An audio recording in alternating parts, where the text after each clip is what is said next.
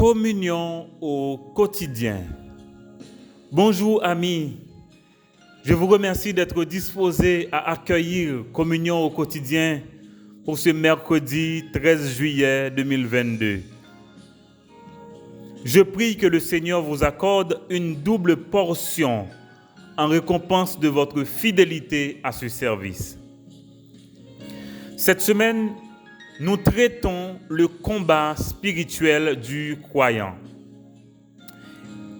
Hier, mardi 12 juillet, nous avons vu ensemble la première arme que Dieu a mise à la disposition du croyant pour préparer la bataille contre cet ennemi redoutable qu'est le diable. C'est une arme défensive, mais basique, car la ceinture de la vérité constitue le pilier qui porte et supporte les autres parties et aussi les armes offensives comme l'épée. La vérité pour ceinture relève de l'identité de sainteté du croyant en référence à la perfection, la pureté et la sainteté de Dieu. Zamim, bon Dieu, c'est perfection absolue. Parallèlement, lui payer, prix, perfection, chaque croyant. Hébreux 10, verset 14. La vérité constitue la vie du croyant avec Dieu. Dans la présence de Dieu, personne ne peut avoir accès en dehors de son authenticité, en dehors de sa sincérité. Dieu est omniscient, il sait tout. Il nous connaît mieux que nous-mêmes. Si nous pas vrai, il connaît. Satan connaît tout. Il n'est pas omniscient. Mais là, ouais que nous pas vrai dans la présence de bon Dieu. Et c'est pour ça même qu'il fait l'y attaquer nous par le mensonge. Et seule façon pour nous repousser attaque ça, c'est pour nous vrai avec bon Dieu. Et c'est pour nous affirmer la vérité de la parole de Dieu. Le constat, c'est pour dire, la parole de Dieu dit en réponse à ton mensonge. C'est pourquoi il est fondamental, amis, de connaître la parole de Dieu, de comprendre la parole de Dieu, pour développer une bonne relation avec lui et ne pas se laisser patauger dans le mensonge. Donc, même en plaisantant, même les où fait plaisanterie, le mensonge n'a pas sa place. Et si l'État capable de arriver que ou mentir ou faire un péché, eh bien, il est important que vous veniez joindre Christ pour que vous soyez capable de purifier ou confesser péché ça. Et la Bible dit, bon Dieu a purifié ou par le sang de Jésus-Christ. Amis, nous voyons ça hier ensemble. Toute la Trinité est de cette nature. Notre Dieu est le Dieu de la vérité. La parole de Dieu est la vérité qui sanctifie les enfants de Dieu. Jésus est le chemin, la vérité et la vie. Et personne ne peut venir à Dieu en dehors de la vérité. Le Saint-Esprit est l'Esprit de vérité qui conduit le croyant dans toute la vérité et que le monde ne peut recevoir. Parce que l'y aveuglé dans l'intelligence li. Les non-croyants ne peuvent pas saisir la vérité. Donc, la nature divine en place dans le croyant dès sa nouvelle naissance se nourrit de la vérité de la parole de Dieu. Dieu a dit, soyez saints, car je suis saint. Autrement dit, soyez vrais, soyez sincères, soyez authentiques, car je suis la vérité. Je dis à amis, nous allons regarder ensemble deuxième arme que bon Dieu m'a demandé pour nous gagner dans main nous. Zam ça c'est la justice comme cuirasse. Pas oublier ceinture la fragile. Ceinture la fragile. Faut qu'il y bien en place et c'est pour ça c'est la vérité. Maintenant, nous allons mettre comme cuirasse la justice pour protéger poitrine nous, pour protéger toute partie vitale. La Bible dit au verset 14, mettons la justice comme cuirasse. La justice est le caractère de Dieu. C'est sa vertu. Dieu est entièrement correct dans toutes ses actions, tant envers l'humanité qu'envers ses propres lois. La Bible dit que la justice de Dieu atteint jusqu'au ciel. Psaume 71, verset 19. Mais étrangement, la Bible dit que le croyant est justifié par sa foi. Et désormais, il a la paix avec Dieu. Romains 5, verset 1er. En Christ, le croyant est devenu la justice de Dieu. C'est en croyant qu'on parvient à la justice. Romains 10, verset 10. 2 Corinthiens 5, verset 21. Mais dans sa vie de chaque jour, le croyant est appelé à porter sa cuirasse de la justice pour résister contre les flèches du malin. Eh bien, bon Dieu demandait pour que justification que lui paye à la croix, que lui baille croyant gratuitement parfois par sa foi en Jésus-Christ, eh bien, lui demander pour nous capables de manifester justification ça dans témoignage nous. C'est pour témoignage nous caractérisé par la justice, par la droiture. C'est-à-dire, qui suis-je aux yeux de Dieu? Qui suis-je aux yeux des hommes, aux yeux de mon entourage? Eh bien, il faut une harmonie entre ces deux visions. Je ne suis pas capable de présenter comme petit bon Dieu, et puis pour tout le monde, ouais, moi, l'autre monde. Ce n'est pas possible. C'est pourquoi la Bible demande que nous portons la cuirasse comme justice. La cuirasse, c'était un gilet de cuir sans manches et en tissu, sur lequel on cousait des morceaux de sabot des cornes animales. Elle couvrait entièrement le torse du soldat et protégeait ainsi son cœur et les autres organes vitaux. Maintenant, puisque la justice est un attribut essentiel de Dieu, eh bien, la justice représentait protection qui est plus importante contre ennemis et œuvre que les capables d'entreprendre. Amis, la justice réclamée du croyant comme arme dont il doit se revêtir comme protection de la partie fragile qu'est la poitrine. Ainsi, toute attaque contre la poitrine touchera une partie vitale et du coup met en péril la vie de la cible. Eh bien, il nous faut porter cette cuirasse. Justice, ça veut dire que faut que nous quittions le caractère divin que bon Dieu mette dans nous manifester dans la relation nous, dans les actes que nous posons chaque jour. Ça veut dire dans la vie nous avec l'autre monde, il faut que nous justes. Autrement dit, cette justice se rapporte à la mesure employée par le croyant pour mesurer les autres.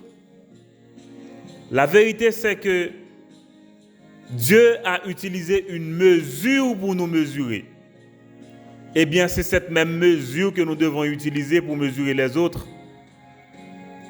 Dans le sermon sur la montagne, Jésus a dit aux disciples, « Si votre justice ne surpasse pas celle des pharisiens et des scribes, vous n'entrerez pas dans le royaume des cieux. » Ou imaginez ça pour le royaume.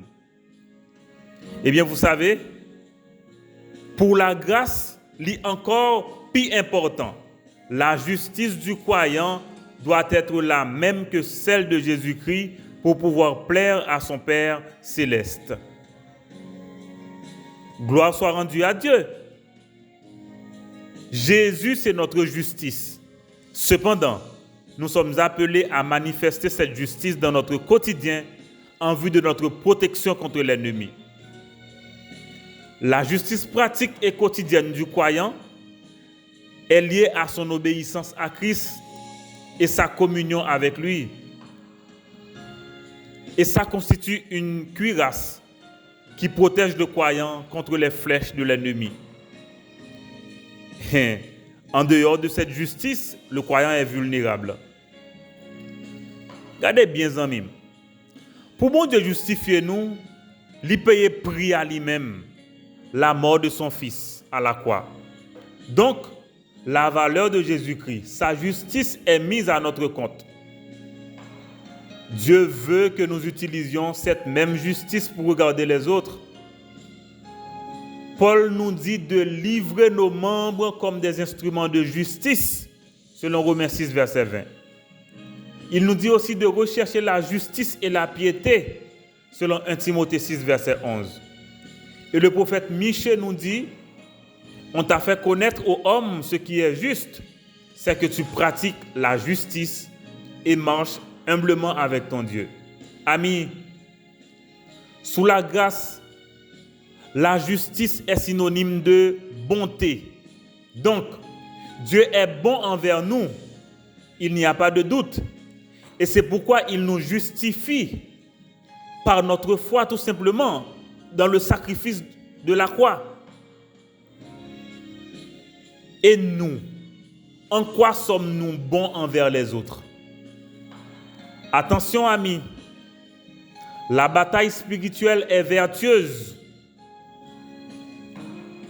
Il y a un pile d'action malhonnête qui a posé dans la vie ça. C'est étonnant pour connaître des croyants qui font autour. C'est grave, oui. La dépossession des malheureux sous prétexte de vouloir étendre son hégémonie sous le couvert du capitalisme excessif. Amis, la justice dans le monde est injuste, oui. La justice dans le monde capable même autoriser ou acheter la vie des paysans ou déposséder ou appauvrir famille. Et ça qui est plus grave, là, il y a des gens qui défendent pratique ça bibliquement. C'est diabolique. C'est grave. À ce moment, ils commettent un double péché. Jésus a raconté une anecdote aux disciples qui peut bien conclure l'enseignement de ce matin. Un serviteur impitoyable qui n'a même pas évalué le montant que le maître a abandonné parce qu'il était incapable de payer, mais qui est allé étrangler le malheureux qui lui devait que quelques sous. Amis, notre justice doit égaler celle de Christ. C'est impossible pour le croyant ou pas capable de faire pour quoi. Mais Dieu l'a fait pour nous.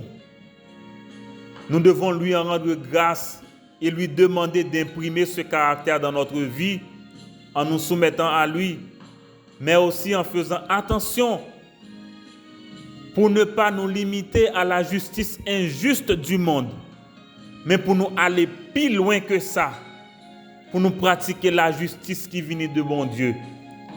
En ce sens que nous bons y'en envers l'autre. C'est ça bon Dieu fait pour nous. On prie, les amis. Père des cieux, je t'adore ce matin parce que tu es le Dieu de la justice. Tu es vertueux. Je te loue pour la justice que tu as manifestée en ma faveur. À travers le sacrifice de la croix, tu m'as justifié sur la seule base de ma foi dans le sacrifice de Jésus-Christ. Je célèbre ton nom pour ma nouvelle nature en Christ. Désormais, je suis devenu une même plante avec toi. Je te remercie pour ma nouvelle situation en Jésus-Christ. Père, je te demande humblement d'imprimer ta justice dans ma vie de chaque jour, dans mes relations avec les autres, afin que je puisse te ressembler comme mon Père. Tu as agi envers moi avec bonté, en payant toi-même le prix de ma justice. Permets que je sois tout aussi un sacrifice pour agir avec bonté envers les personnes de mon entourage, pour développer un témoignage capable de les attirer à toi. Je te remercie pour l'enseignement de ce matin. Donne que ma vie témoigne de mon identité en Christ et que je n'aie aucune part avec les œuvres infructueuses des ténèbres. C'est aussi ma prière pour chaque personne connectée à notre service. Je te rends grâce pour le foyer de communion. Père, nous comptons sur ta grâce, tes faveurs, ta protection, ta provision pour la continuité de ce service. Ouvre les portes, Seigneur. Tu connais les besoins auxquels nous faisons face maintenant. Nous faisons confiance à ta sagesse souveraine et nous attendons ton intervention. Nous prions pour chaque âme que tu connectes à ce service. Visite chacun de ces bien-aimés. Accorde nouvelle naissance. Accorde sanctification. Accorde vie abondante à chaque personne connectée à ce service, à chaque personne touchée par ta parole. Nous prions pour notre famille et pour chaque famille connectée. Nous avons besoin de toi et nous savons que rien n'est impossible à toi. Je viens en ta présence avec notre sœur Roselaine, cette maman brisée, inconsolable depuis la mort de sa fille. Papa, m'a intercédé en faveur de lui et m'a sollicité que ou accorder lui une grâce spéciale. Père, m'a prié pour que ou aller rencontrer Roselaine. Elle a tellement de questions sans réponse humaine. Je suis sûr que ta réponse est la seule qui puisse l'aider à se relever. Je compte sur ta bonté. Nous sommes dans nos limites, mais avec toi, tu peux repousser et étendre nos limites pour glorifier ton nom et nous garder dans ton amour. Visite notre sœur. Seigneur, nous n'avons personne à qui crier, sinon qu'à toi. Je prie aussi pour la famille de Winnie Jules. Père, que tes desseins s'accomplissent dans cette famille, dans cette situation. Accorde la vie à ces enfants qui doivent vivre sans leur maman. Restaure la vie de ce jeune marié qui doit vivre cette réalité insurmontable que par ta grâce. Je prie pour la famille Jules. Père, que te demander pour cette famille? Fais grâce, accorde miséricorde, faveur, protection et provision à cette famille pour passer à travers cette épreuve et en sortir fortifié. Nous prions pour notre pays. Jésus, Jésus, Jésus, notre pays est entre tes mains. Nos dirigeants sont devant toi. Chaque famille dans ce pays est devant toi. Les enfants, les jeunes, les professionnels, les entreprises, les écoles, les hôpitaux, la justice dans notre pays. Jésus, dis un mot pour pays nous. Nous comptons sous grâce. Nous comptons sous grâce. Nous comptons sous grâce. Au nom de Jésus, nous te prions. Amen, amen et amen.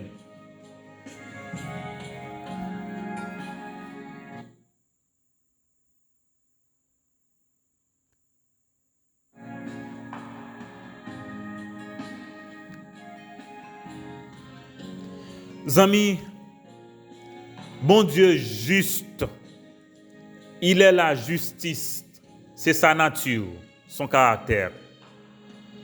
Mais on connaît, dans Jésus-Christ, il justifiait tous les croyants.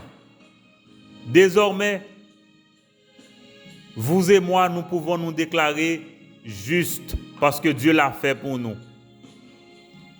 Il nous a justifiés. Il nous a libérés de la condamnation du péché. Mais on connaît, pour combat spirituel, ça n'a pas parlé. Il demandé pour nous revêtir cuirasse la justice là. Ça veut dire témoignage nous doit refléter identité nous, droiture nous, bonté nous, puisque bon Dieu bail nous justice li à cause de bonté li, eh bien nous-mêmes tout, nous devons agir même gens envers l'autre monde. Notre justice est divine et ne relève pas de la justice humaine, mondaine, injuste. Parce que c'est un pile intérêt mesquin qui a défendre, même à travers la justice, ça. Eh bien, notre cuirasse contre les attaques de l'ennemi, c'est la justice divine. C'est ça, bon Dieu, baille nous. C'est caractère nous, c'est témoignage nous. Eh bien, c'est ça pour nous manifester. Je souhaite que pendant la journée, témoignage ou à refléter l'identité ou dans Jésus-Christ. Et je vous souhaite une journée de paix, une journée de justice avec Dieu. Excellente journée, amis.